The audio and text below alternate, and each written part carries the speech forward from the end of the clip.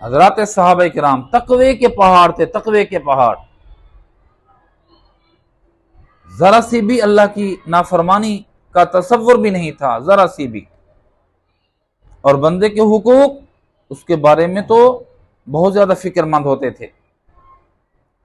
حضرت ایاس بن سلمہ کہتے ہیں، اور یہ اپنے والد حضرت سلمہ سے نقل کرتے ہیں، کہ ایک دفعہ حضرت سیدنا فاروق اعظم رضی اللہ تعالیٰ بازار سے گزر رہے ہیں، ان کے ہاتھ میں کوڑا ہے.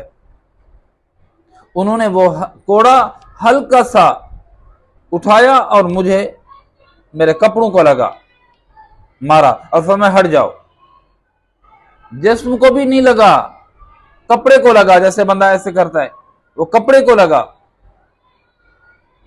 چلے گئے. جب اگلا سال آیا تو اگلے سال پھر حضرت سلمہ کہتے ہیں سیدنا فاروق اعظم رضی اللہ عنہ سے ملاقات ہوئی. فرمایا کہ یہ بتاؤ سلمہ حج کے کیا پروگرام ہے؟ کہ حضرت حج پہ جا رہا ہوں.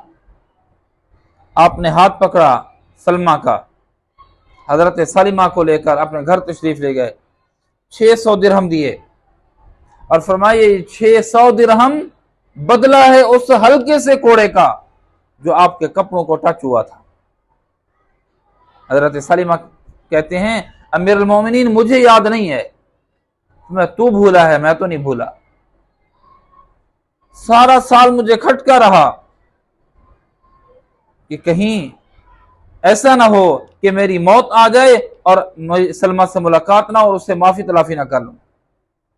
یہ ان حضرات کا تقویٰ تھا کہ بندوں کا معاملہ ہو یا رب کا معاملہ ہو، دینے والے نہ بنیں، ایمنے دار نہ بنیں، اللہ ہم سے باز پرس نہ کر لیں اور بندے اللہ کی عدالت میں ہمارے خلاف شکوہ شکایت نہ کریں.